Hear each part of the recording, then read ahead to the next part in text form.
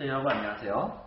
자, 오늘은 지난 시간에 뒤를 이어서 바로 이제 조선시대 때의 초창기의 세력이 어떻게 변화가 되었는지에 대한 내용에 대해서 이야기를 좀 하도록 하겠습니다.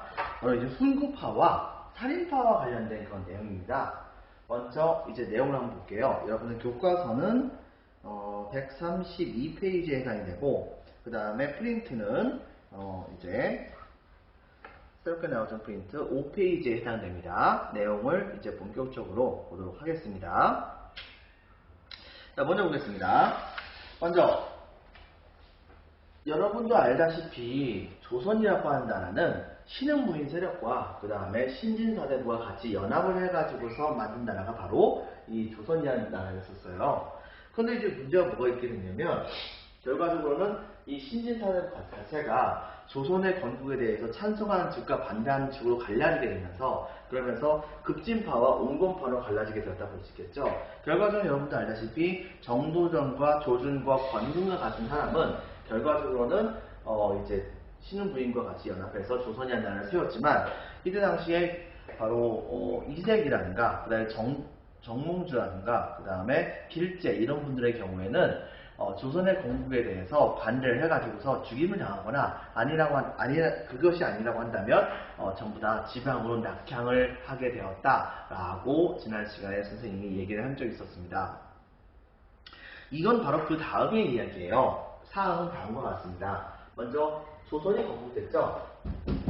이른바 이제 이 조선이 건국되면서 기존의 이 세력들은 급진파 사대부들은 조선 초창기에 좀 정전이 많이 있었잖아요. 1차, 2차 왕제의 난도 있었고 세조의 정전도 있었고, 자, 이렇게 되는 과정 중에서 중앙정계에 남아있었던 바로 급진파 사대부들의 후예는 계속해서 이제 줄잘선 쪽이죠. 줄잘선 쪽에 해당하는 이런 사람들의 경우에는 계속적으로 자신의 세력을 강화시켜주는 모습을 보여주게 됩니다. 바로 그들의 경우에는 계속해서 누대에 걸쳐가지고 중앙정부에게서부터 공을 세워줬던 신하의 후예이기 때문에 여러가지 측면에서 특혜를 많이 받게 되는 상황이 벌어지게 됐어요. 때문에 그들이 이것을 전반적으로 뭐라고 부르게 되냐면 훈구파라고 부르게 되는데, 이 훈구파에 해당되는 사람들은 먼저 정치적인 특징이 있습니다. 정치적인 특징은 첫 번째는 공신의 후예라는 점이죠. 공신의 후예, 즉 여러분도 알다시피 제1차, 제2차 왕조의 난이라든가 그 다음에 세조가 권력을 차지하게 되는 계유정난과 같은 그런 쿠데타가 일어났을 때 거기에서 공을 세웠던 사람들이라고 보면 되겠습니다. 바로 이 공신의 후예로서 이 훈구파가 점차 힘을 키워나가는 모습을 보였었고, 공신의 후예다 보니까 당연히 높은 관직을 주는 것이 좋잖아요. 때문에 높은 관직을 이들에게 부여를 하게 됩니다. 자, 이 외에도 이분들은 근데 높고 그 다음에 좋은 것을 다 차지를 하긴 했지만은 어쨌든 간에 한 나라를 세웠었던 개혁적인 세력이 있었잖아요. 그렇게 하다 보니까 이들의 경우에는 여기에 지금 적지는 않았지만 기본적으로 세종대왕과 같은 그런 사람들과 같이, 그 다음에 태종 이방원이 시행했었던 여러가지 조치, 그리고 세조가 시행했었던 나라의 기틀을 만드는 그런 작업에 적극적으로 가담해서 조선이라는 나라가 유지가 제대로 앞으로 500년 동안이나 되는 그런 시간 동안에 유지가 제대로 될 수 있도록 하는 나름대로의 기틀을 마련했던 사람들이었어요. 때문에 문무를 제도의 정비에 기여를 했다고 볼 수 있겠죠. 여러분들 프린트 5페이지의 정치를 한번 보겠습니다. 정치에서 본다고 한다면 바로 도표가 보이죠? 이 도표에서, 이 도표 되게 중요합니다. 별표 2개 반. 자, 훈구파의 경우에는 정치적으로 봤을 때 조선 태조에서 빈칸을 찍겠습니다. 태조에서부터 세조에 이르는 여러 공신들의 후예들이라고 보면 됩니다. 그래서 자, 동그라미 1번 태조에서 세조때, 특히 세조 때의 공신의 후예로 동그라미 1번, 동그라미 2번 대대로 높은 관직을 차지했고, 동그라미 3번 조선의 문물 제도를 정비하는 데 기여를 하게 됩니다. 그런데 이들이 어쨌든 간에 권력을 가졌던 세력이다 보니까 그들은 토지 자체를 갖는 것이 되게 많이 갖고 있었던 모습이 있었어요. 공신이 있다고 한다면 당연히 그 공신 덕분에 국왕이 됐던 사람들의 경우에는 자신을 왕으로 세워준 이 공신들에게 나름대로 잘 보일 필요가 있었겠죠. 때문에 많은 양에 해당되는 토지 같은 것을 주는 경우가 되게 많이 있기도 했었고 권력을 이용해서 남의 토지를 뺏는 경우도 좀 있었습니다. 자, 그래가지고서 이들이 이때 당시에 대토지를 소유하는 모습을 보여줬었는데 원래요 이 신진사대부는 성리학을 숭상했었거든요. 여러분들 유교에는 처음에 원시 유교가 나중에 이제 훈고학이라고 하는 학문으로 발달했다가 그랬다가 이것이 너무 현실주의적인 부분만 이제 살펴보는 것이 있다고 해가지고서 이 기존에 원래 있었던 그런 유학을 창조적으로 재해석해서 등장했었던 그래서 인간의 심성과 그 다음에 만물, 우주에 대한 내용까지 전부 다 아우르는 그런 형태의 내용의 바로 이론 체계를 마련했었던 새로운 유학을 바로 이제 성리학이라고 얘기를 하거든요. 근데 문제가 뭐가 생기게 된다면 이 성리학에 입각한 여러 가지 원칙을 가장 중요시 여겼던 쪽이 사실은 급진파 사대부였었습니다. 때문에 성리학적인 위상을 급진적으로 시행하려고 노력했던 사람들이 바로 그들이라고 할 수 있겠죠. 근데 정작 나라를 딱 만들고 나서 보니까 성리학만 가지고서 모든 게 해결되지 않는다는 것을 알게 되는 거예요. 그렇기 때문에 당시에 나라를 만든 그런 이 급진파 사대부들의 후예인 훈구파들의 경우에는 비록 급진파 사대부들의 사상을 기반으로 해가지고서 바로 이제 나라를 만들고 그거에 따라서 국가를 이끌어 나가려고 했지만 성리학만 가지고서는 안 됐기 때문에 그렇기 때문에 불교나 훈구학에 나와 있는 내용이라고 하더라도 나라를 튼튼하게 만들 수 있는 방법이라고 한다면 웬만하면 전부 다 채용을 하려고 노력을 했습니다. 그렇게 해가지고 조선이라는 나라를 강화시키려고 노력을 했던 것이죠. 그 다음에 이들의 가장 큰 주된 그 목적은 어쨌든 간에 나라를 만든 입장에서는 그 나라가 살아남는 게 중요한 거잖아요. 그렇기 때문에 그 나라가 점점 어떤 방법을 가리지 않고서라도 강화가 될 수 있도록 수단과 방법을 가리지 않고서 강화가 될 수 있도록 부국강병하는 것을 매우 추구하는 모습을 보여주게 됩니다. 자, 근데 거기에 비교해서 봤을 때 그래서 참 먼저 이것부터 먼저 볼게요. 자, 그래서 경제적인 측면에서는 자, 먼저 동그라미 1번 대토지를 소유합니다. 바로 이 훈구파들. 그리고 두 번째 주로 상업에 강요하는 경우도 많았다고 합니다. 성리학의 경우에는 사실 상업보다는 농업을 더 중요시했다고 볼 수 있는데 이들의 경우에는 일단은 돈 버는 거에 대해서도 관심이 되게 많았기 때문에 상업에 대한 관여도 되게 많이 있었다는 것을 우리가 찾아볼 수가 있겠습니다. 때문에 이들은 대체로 좀 재산이 많은 편이었었어요. 사상적인 측면에서는 성리학 이외에도 불교와 훈구학 등에도 관심이 많이 있었고 동그라미 1번, 동그라미 2번 부국강병, 나라를 부자로 만들고 강병, 병사, 즉 군대를 강하게 만드는 것을 목표로 했었습니다. 그래서 부국강병 동시 밑줄 동그라미 2번, 동그라미 3번 처음 들어봤을 텐데요. 사장이라고 하는 것을 중시합니다. 즉 글 쓰는, 논술을 쓰는 것을 되게 중요시 여겼었어요. 왜냐하면 이 시대 때에 세종대왕이 비록 한글을 만들긴 했었지만 이 시대 때에 진정한 그 문화를 담고 있는 문자는 한자였거든요. 근데 우리나라 사람들이 한자를 잘 모르잖아요. 이러다 보니까 당시에 유교 경전의 내용을 열심히 활용하는 것도 중요하지만 제일 중요한 것은 그 한자를 제대로 읽고 쓰고 할 수 있는 사람 자체가 부족했기 때문에 바로 글 쓰는 것 그리고 이 글을 가지고서 여러 가지 공문서 같은 것을 만드는데 자제롭게 활용하는 것이 더 중요했었습니다. 때문에 이때 당시에 훈구파의 경우에는 사장이라고 하는 것은 바로 그런 논술 같은 것을 짓는 것이라고 생각하면 돼요. 바로 이 사장이라고 하는 것을 매우 중요시 여겼던 것이죠. 자, 그런데 거기에 반대해서 지방으로 내려갔었던 온건파 사대부가 있었죠.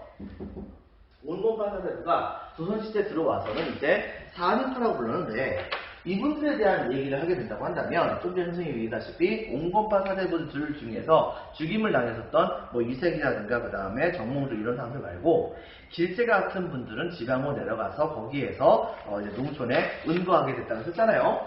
바로 이 길제라고 하는 분의 바로 제자들, 길제의 후학이라고 보통 얘기하는데요. 길제의 제자에 해당하는 분들이 주로 이제 농촌에서 머물면서 농촌에서 성리학적인 이상을 지켜나가려고 노력하는 모습을 보여주게 됩니다. 그리고 이때 당시에 성종이라고 하는 국왕이 되었을 때 그때 이 훈구파 세력이 너무 힘이 센 거예요. 그래가지고 심지어는 왕권마저도 좌지우지하려고 하는 모습을 보여주게 되자 당시에 이 성종은 이 훈구파 세력을 견제하기 위해서 지방에서 은구하고 있었던 이 살인파의 그 온건파 사대부들의 후예인 살인파에 해당되는 사람들을 중앙적으로 끌어들입니다. 근데 특히 이분들 같은 경우에는 중앙에서 이제 권력을 잡아보거나 한 적이 없었기 때문에 부정부패라든가 이런 것을 생각보다 잘 몰랐던 분들이에요. 그리고 성리학의 이론을 열심히 먼 옛날서부터 몇 대에 걸쳐가지고서 평생이 아니고 몇 대에 걸쳐가지고서 공부하셨던 그런 분들이기 때문에 바로 그 성리학적인 입장에서 나름대로 중앙정부의 권력의 관물의 치들은 이 훈구파들을 비판을 하라는 명목으로 여러분이 알고 있는 왕권을 견제하는 대표적인 통치기관 세 개가 뭡니까? 바로 사헌부, 사관원, 홍문관 이런 데 있죠. 이것을 다 합쳐서 우리는 3사라고 하는데 이 3사의 주된 이제 인원으로서 이 살인파에 해당되는 사람들을 대거 등용을 하게 됩니다. 자, 먼저 적겠습니다. 고려말 길제의 후학으로 성종 때의 언관, 즉 언관이라고 하는 것은 말하는 것을 직업으로 하는 사람이거든요. 말하는 게 직업인 사람한테 너 말하지 말라고 하면은 그거는 너 직업하지 말라는 얘기가 마찬가지가 되기 때문에 바로 이 말하는 직업을 하는 사람들은 정말 자기가 생각하는 대로 열심히 말을 하려고 했던 거거든요. 그 대표적인 그 언관에 해당되는 사람들이 바로 좀 전에 선생님이 계셨던 3사에 해당되는 사람들입니다. 주로 3사 적겠습니다. 3사로 진출했었습니다. 그리고 이분들은 실제로 중앙정부에 딱 올라간 다음에 부정부 때 찌들어왔었던 이때 당시 이 훈구파들을 왜 대토지를 그렇게 많이 소유를 하느냐, 그리고 왜 성리학적 국가를 유지하려고 하지 않느냐라고 하면서 열심히 비판하면서 이 훈구파를 견제하는 모습을 보여줬었습니다.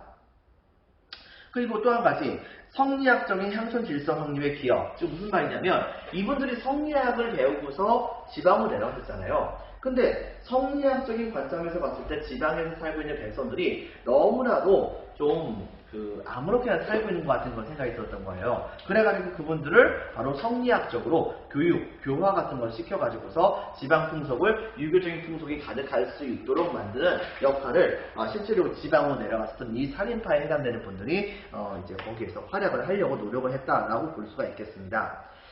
근데 이분들이 3사로 진출해서 말하는 것이 직업이기 때문에 그들을 뭐라고 하면 안 된다는 것은 사실이긴 하지만 그렇다고 하더라도 훈구파가 이 살인파를 완전히 못 밀어내는 건 아니었거든요. 하지만 이분들은 용감하게 바로 자기의 직분이라고 볼 수 있는 언관직에서 열심히 훈구파를 비판하는 모습을 보여줬지만 그렇게 하다가 어떻게 해서 잘못해서 그 자리에서 잘려가지고 지방으로 쫓겨나게 된다고 하더라도 이 사람들의 경우에는 그래도 지방에 가면 먹고 살 수 있는 약간 정도에 해당하는 토지는 갖고 있었기 때문에 거기 때문에 굶어 죽지는 않았거든요. 때문에 이분들의 경우에는 중앙에 있었던 훈구파는 대토지를 소유했던 사람들이지만 이분들의 경우에는 지방의 중소지주의 역할을 하는 모습을 보여줬다 볼 수 있겠죠.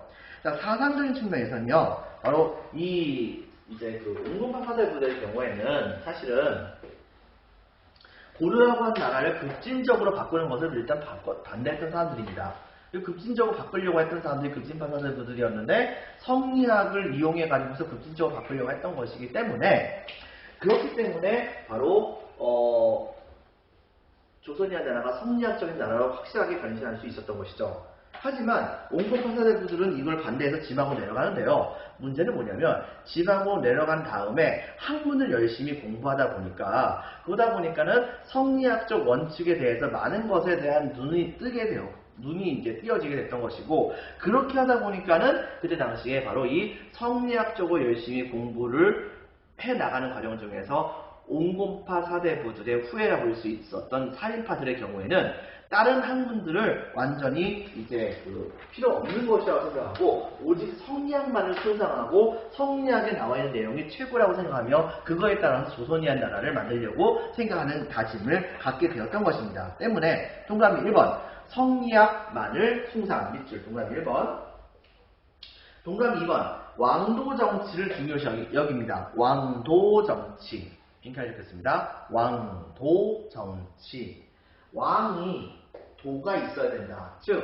왕이 덕으로서 백성들을 통치해야지 구국간병을 통해 가지고서 국가의 힘을 키운 다음에 그 다음에 강한 병사로 강한 힘으로 백성들을 협박을 해서 통치해 나가게 된다고 한다면 국가가 제대로 이루어질 수 있는 것이 아니라고 생각했던 겁니다. 때문에 바로 왕이 백성들을 덕으로서 통치, 즉 덕치주의를 통해 가지고서 덕으로서 통치해서 백성들을 감동시켜서 따라오게 해야 한다는 것을 이때 당시에 성리학자들이 주장을 하게 돼요.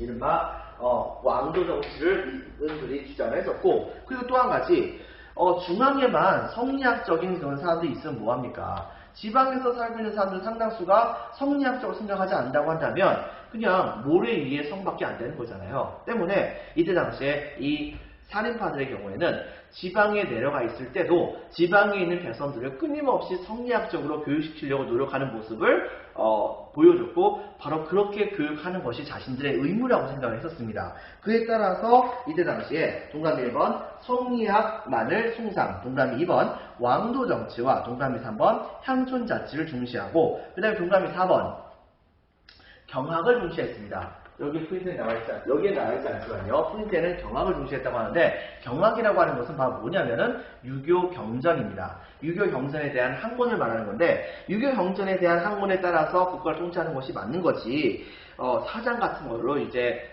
사장만으로 생각하면 안 된다. 이제 조선이라는 나라는 일정 정도에 해당하는 수준에 올라왔고 그 다음에 굉장히 많은 사람들이 중국의 문자인 한자를 자유자재로 사용할 수 있는 상황이 됐으니까 이제는 문자에 현혹되지 말고 바로 이제 중국의 문화에 따라서 국가를 통치해 나가는 것을 중요시 여겨야 한다라고 하는 것을 주장했다고 볼 수가 있는 것이겠죠. 이 점 여러분들 기억을 해주시기 바랍니다. 자, 그 다음에 프린트 5페이지에 동그라미 2번 그럼 살인의 중앙 진출 좀 전에 선생님이 설명했었죠. 별표 하나.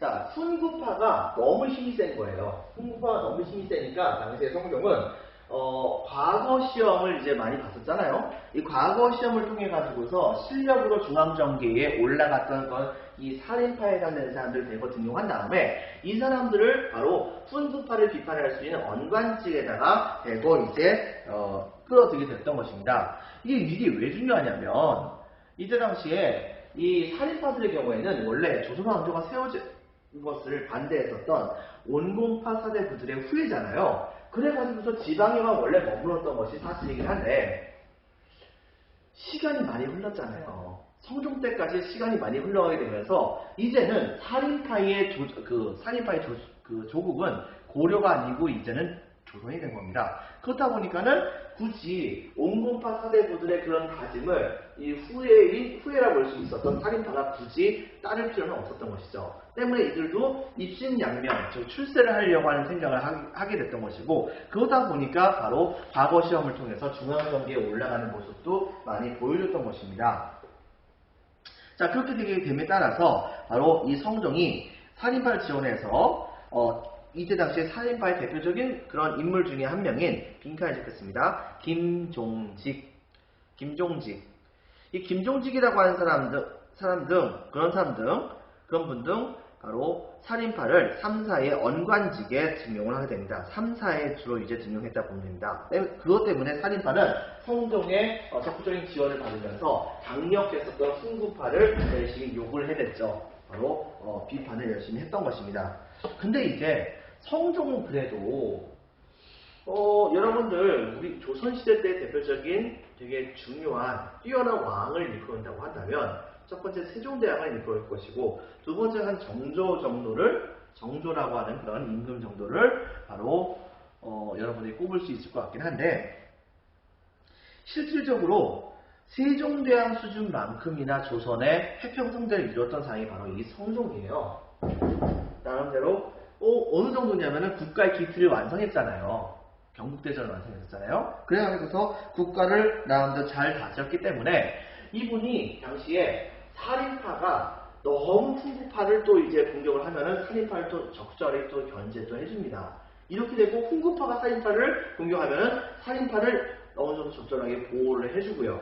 이런 식으로 하게 되면서 살인파와 훈구파의 세력들을 둘 다 잘 견제해주면서 나름대로의 태평성대를 이끌어 나갔던 게 사실이었거든요. 근데 이제 문제가 뭐가 생기게 되냐면 성종이 돌아가신 다음에 다음 때의 뒤를 이어서 왕이 됐던 사람이 하필이면 그 이름도 유명한 연산군이었던 겁니다. 여러분들 이 연산군의 경우에는 문제가 뭐가 있었냐면 바로 약간 좀 아픔이 있었던 사람이었었어요. 원래 연산군은 처음 3년 동안은 정말 정치를 잘했다고 합니다. 성종시대에 뺨을 칠 정도로 엄청나게 정치를 잘했었대요. 근데 이 연산군 자체의 그 기질이 좀 성종하고 좀 달랐던 것 같긴 해요. 문제는 이 연산군이 조금이라도 이제 뭐라고 할까 좀 놀려고 하거나 아니면은 왕도 정치를 이끌어 나가려고 하는 모습을 보여주지 않는다고 한다면 당시에 이 살인파들은 연산군에게 계속해서 기억나죠? 3사의 그 직무 바로 말을 하는 겁니다. 이때 당시 왕이었던 연산군에게 아닌데옵니다 열심히 얘기하는 거예요. 이렇게 듣다 보니까 나중에 연산군의 이 살인파가 너무나도 싫었던 것이죠. 근데 바로 그런 상황을 이제 알게 됐었던 어떤 그 간신 중에 한 명이 연산군에게 바로 이 살인파를 공격할 수 있는 빌미를 주게 됩니다. 그것은 바로 뭐냐면 이 연산군 앞에 있었던 성종이 살인파를 끌어들일 때에 선발했었던 김종직이라고 하는 살인파에 대해 스승에 해당되는 사람이 있었는데요. 근데 이 살인파에 대해 스승에 해당됐었던 이 김종직이 이때 당시에 사초를 썼었었는데 이제 이 사초가 뭐냐면은 조선왕조실록을 만들 때의 기본 자료가 되는 자료라고 생각하면 됩니다. 근데 여기에다가 세조가 이때 당시에 단종을 내쫓아버리고서 자기가 왕이 되는 그 장면에다가 자신만의 의견을 써놨는데 그 의견을 뭐라고 썼냐면은 조의제문이라고 하는 글을 썼다는 것입니다. 바로 중국의 먼 옛날 항우가 자기의 임금을 내쫓아버리고 몰래 죽인 다음에 자기가 황제가 되는 그런 장면을 일컬어서 이제 고사성어로 조의제문이라고 하는데요. 여기에서 이 세조가 바로 자신의 주군이라고 볼 수 있었던 조카 단종을 쫓아버리고서 자기가 왕이 되는 장면은 그 먼 옛날 항우라고 하는 사람이 자기의 왕을 죽이고서 바로 자기가 황제가 되는, 황제라고 해야 할까? 어쨌든 간에 왕이 되는 그런 장면하고 다를 바가 뭐가 있겠는가 하고서 비판하는 그런 식의 내용의 글을 이때 당시에 바로 이제 그 사초에다가 썼던 것입니다. 근데 이것이 밝혀지게 되자, 이때 당시에 연산군은 곰곰이 생각해 봤는데, 어쨌든 간에 세조 이후에 있었던 왕들은 어쨌든 간에 세조의 후예인데, 그런데 이 세조의 후예로서 왕이 된 이 연산군의 입장에서 본다고 한다면 이 살인파라는 놈들이 이해가 안 된다. 아니 세조를 욕하면서 그 세조의 후예에 해당하는 왕에게 출세를 해가지고 거기에서 월급을 받아먹고 산다는 것이 말이 되느냐라고 하면서 바로 이 김종직의 조의제문이라고 하는 것을 빌미로 삼아가지고서 살인파에 해당되는 지금까지 계속해서 이 연산군에게 조금이라도 놀려고 하는 행동만 보이면 아니되옵니다라고 막 떠들었던 바로 이 살인파에 해당되는 사람들을 대고 지방으로 쫓아버리는 그런 사태를 벌이게 됩니다. 자, 이것을 살인파 입장에서는 약간 좀 무고한 그런 관계가 아닐까라고 생각하는 건 측면이 있었어요. 그거하고 연관지어서 이렇게 외워주면 좋을 것 같습니다. 정말 무고하잖아요, 살인파가. 무고하다. 그래서 무오사와. 여러분들, 농담이긴 합니다. 무오사와. 이 무오사와는 자축인묘진사오미 신유술의 가불병정 무기경신 임계라고 하는 60간지를 순서대로 이제 세워가지고서 그 해에 이름을 붙이는 것이 우리나라 사람들의 그런 그 습관인데, 그런데 그 중에서 무오년에 일어났었던 사화다라고 해서 무오사라고 얘기합니다. 어쨌든 간에 바로 이 무구하니까 무오사와 기억해 주기 바랍니다. 김종직의 기억해 주겠습니다. 조의제문. 그래서 이거 무오사화 같은 경우에는 조의제문이 있었어요.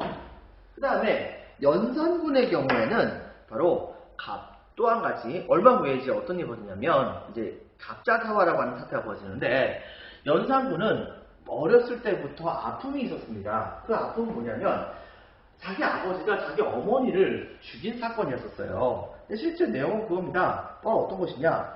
이때 당시에 이 연산군의 부인은 바로 폐비 윤씨였습니다. 폐비를 당했기 때문에 폐비 윤씨라고 불렸던 건데, 윤씨 그 이제 왕비는 연산군을 낳았는데 당시에 이 성종이 좀 마음이 좀 자유분방했던 사람인 것 같아요. 그래가지고서 비록 연산군의 부인이 연산군이 아니라 그 성종의 부인이 있었긴 있었지만, 폐비 윤씨가 있었긴 있었지만 그 밑에 또 다른 후궁들이 있었기 때문에 후궁들을 자주 찾았었던 모습이 있었다고 합니다. 그러다가 어느 날 자기 아들을 한번 보고 싶었기 때문에 연산군을 보기 위해서 폐비 윤씨를 만나러 갔는데, 이 폐비 윤씨가 바로 이 다른 후궁들을 질투해가지고서 이때 당시에 성종하고 대판 싸웠대요.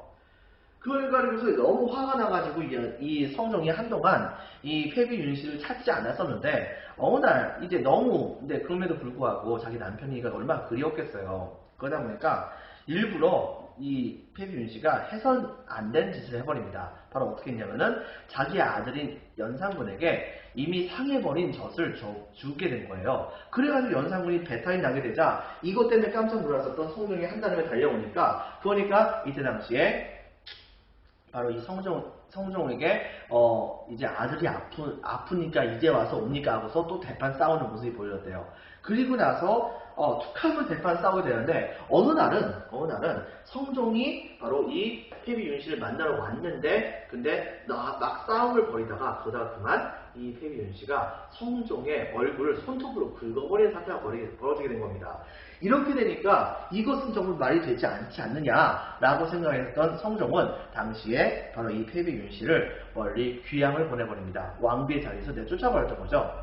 그리고서 이때 당시에 이 연산군은 그냥 그 어머니가 없게 다른 사람이 이제 맡아서 기르도록 조치를 취해줬었는데요. 근데 결과적으로는 주변에 그 후궁들 투기, 그다음 이런 것들, 그리고 또 이제 그 성종의 어머니가 그다지 폐비 윤씨를 마음에 들지 않아 했었던 그런 부분들, 이런 것이 있었기 때문에 결과적으로 어떤 일이 벌어지냐면은 이 성종은 바로 이제 이 폐비 윤씨를 사약을 줘서 죽게 만드는 조치를 취해주게 됩니다. 근데 성종이 자기를 다시 불러들일 날만을 기대하고 있었는데, 바깥쪽에서 금부도사라고 하죠. 바로 왕의 사신이 와가지고서 폐비 윤씨에게 사약을 받아라 라고 하니까 여기에 분노를 했었던 연산군의 어머니였던 폐비 윤씨는 바로 이 사약을 먹으면서 피를 토하게 되는데, 이 피를 토하게 될 때에 이 피를 토하는 과정 중에 옆에서 울고 있는 폐비 윤씨의 어머니에게 손수건을 달라고 해가지고 거기다가 피를 쏟고, 그 다음에 어머니에게 이걸 딱 드리면서 내 아들 연산군에게 반드시 이 피 묻은 이 손수건, 피 묻은 적삼이라고도 얘기합니다. 이것을 전해달라고 얘기를 했어요. 그런데 이 사실을 바로 연산군에게 압을 떨고 싶었던 어떤 한 간신이 또 알게 된 겁니다. 그래가지고서 연산군이 왕이 된 다음에는 연산군이 잘 몰랐었던 이런 상황을 성종은 이제 연산군에게 모든 것을 철저하게 비밀로 삼았었거든요. 근데 이런 걸 모든 걸 몰랐던 연산군에게 바로 이 사실을 알려주면서, 그러면서 폐비 윤씨의 피 묻은 적삼을 고이 간직하고 있었던, 그리고 거의 만나지 못했었던 연산군의 외할머니를 몰래 만나게 했습니다. 그리고 외할머니가 바로 연산군에게 어머니의 한을 갚아주세요 라고 얘기하면서 피 묻은 적삼을 이제 보여주게 됐고, 그때부터 연산군의 눈은 돌아가기 시작했던 겁니다. 결과적으로 이 연산군은 당시에 이 폐비 윤 씨를 폐비를 시키고 그다음에 또 하나 이제 그 사약을 주게 만드는데 적극적으로 어떤 형태로든 간에 역할을 했던 모든 사람들 정말 말 그대로 싹을 다 죽여버렸어요. 심지어는 누구까지 죽였냐면 자기의 글쎄요 계모라고도 볼 수 있었죠. 성종의 후궁들조차도 몽둥이 들고 아주 다 때려 죽이고 그 다음에 자기 외할머니도 밀쳐가지고서 죽이는 모습을 보여주게 됩니다. 그리고서는 마오쩌에게서 그 허함이 없어지지 않게 되니까 어떻게 했냐면 전국적으로 이제 뭐 각종 모든 이런 여성들을 되게 많이 뽑아가지고서 거의 말 그대로 궁궐 전체를 기생빵으로 만들어버립니다. 그렇게 하고 맨날 흥청망청 놀면서 그러면서 세월을 보내는 모습을 보여주게 되었던 것이죠. 그렇게 되면서 당시에 이 폐비 윤 씨의 죽음에 적극적으로 이것을 만류하지 않았던 사람들조차도 전부 다 죽이게 돼요. 그리고 이 과정 중에서 이때 당시에는 바로 이 훈구파에 해당되는 사람들과 옛날 살인파에 있던 사람들도 다 사쳐 들어가가지고서 다 죽임을 당하는 사태가 벌어지게 됩니다. 죽이거나 멀리 귀양당하거나 이렇게 되면서 살인파는 무사와 갑자사와 이 두 번에 걸쳐가지고서 완전히 중앙정부에서 쫓겨나는 것 사태가 벌어지게 됐던 것이죠. 자, 그래서 적겠습니다. 사화. 먼저, 갑자사화에서는, 이제, 이렇게 여러분 기억해 주면 돼요. 이건 정확히 얘기하면 갑자년에 일어난 사화지만, 그냥 갑자기 연산군이 미쳤다. 그래서 갑자사화. 이렇게 생각하면 좀 외우기 좋지 않을까 생각됩니다. 그래서 갑자사화, 연산군의 생모인, 빈칸에 적겠습니다. 폐비 윤씨 사건. 폐비 윤씨 사건. 폐비 윤씨 사건을 빌미로 관련 있는 훈구파와 살인파 전부 다가 탄압을 당합니다.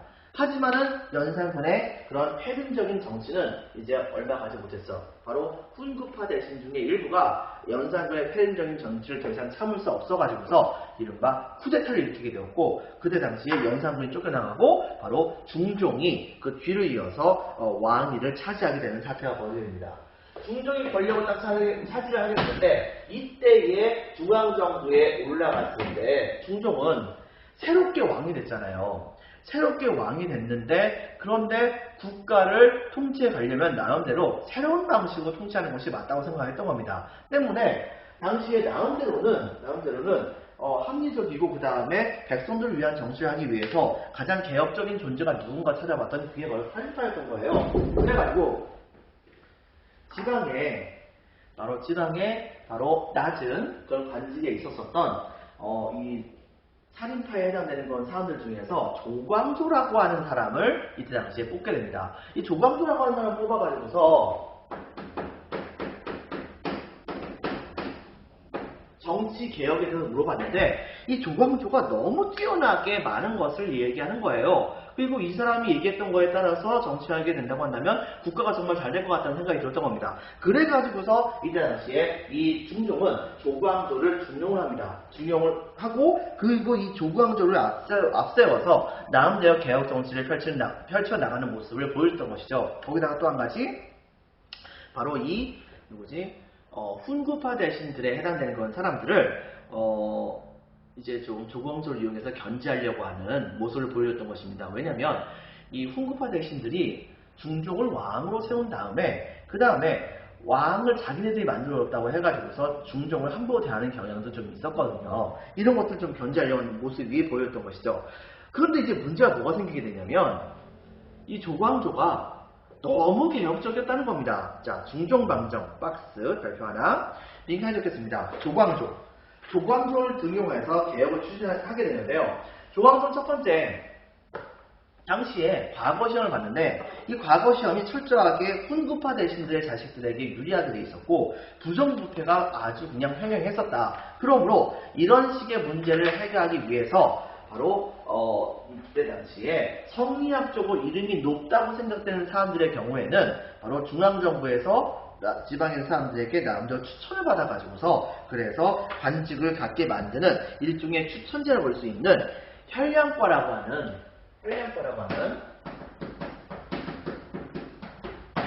시험을 보자. 그래가지고서 이걸 통해서 실제로 인재를 많이 뽑자고 얘기합니다. 근데 여러분 생각해보세요. 성리학적으로 많이 공부했던 사람들은 주로 후급합니까? 사립합니까? 대체로 본다고 하면 사립합니다. 그러다 보니까 이것은 한마디로 뭐냐면은 사립파 세력들을 대거 등용하자고 얘기하는 것에 해당되는 것이라 볼 수 있는 것이에요.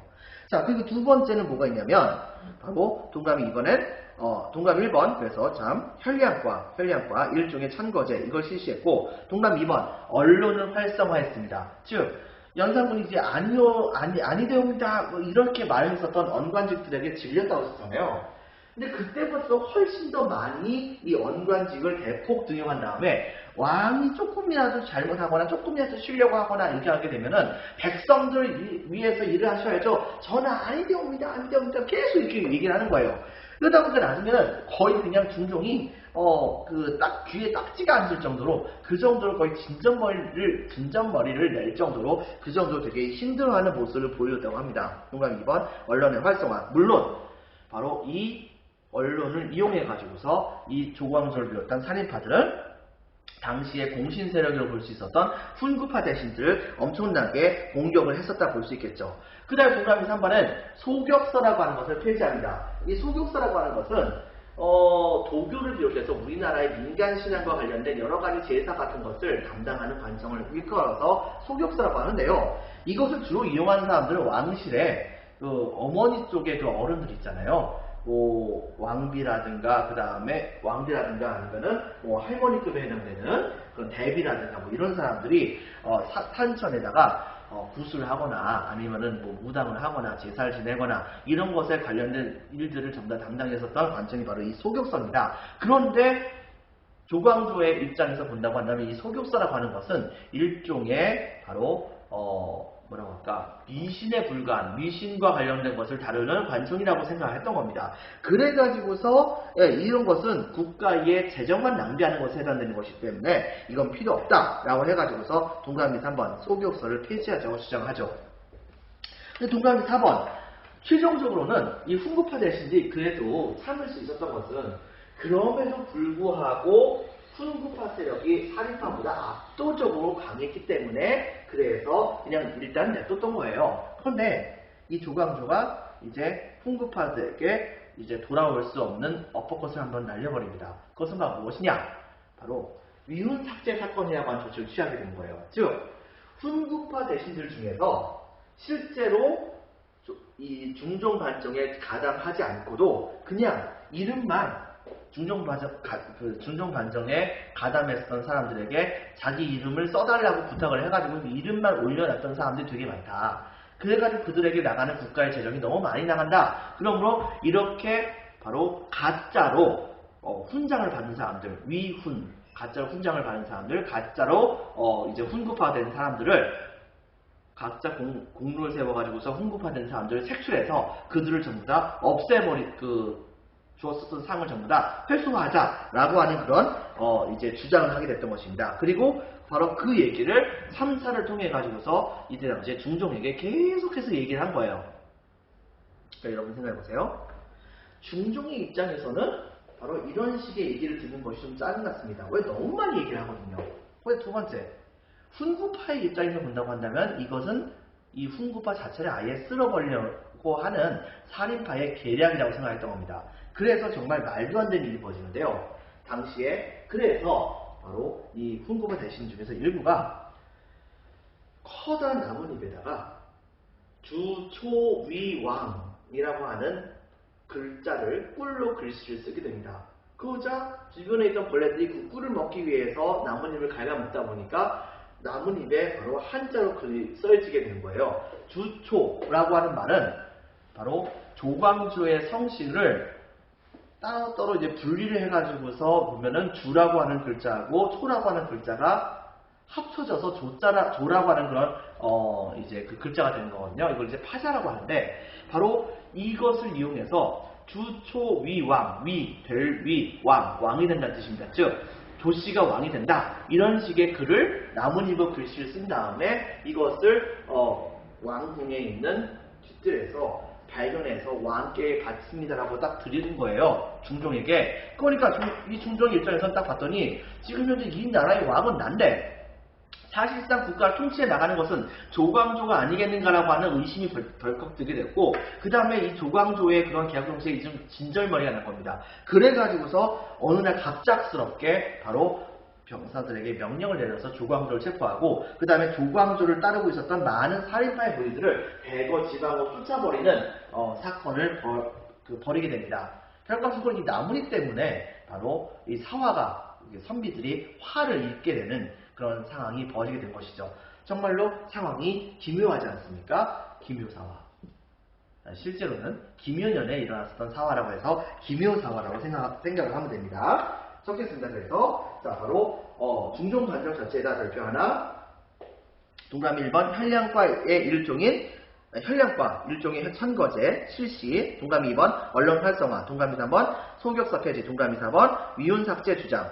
자, 기묘사화에서는 자 조광조의 개혁에 위협을 느낀 빈칸에 적혔습니다. 훈구파가 중종을 움직여 조광조를 비롯한 살인파를 제거하게 됩니다. 밑줄 쫙 칩니다. 자, 여러분 오늘은 여기까지 하겠습니다. 수고 많으셨습니다. 감사합니다.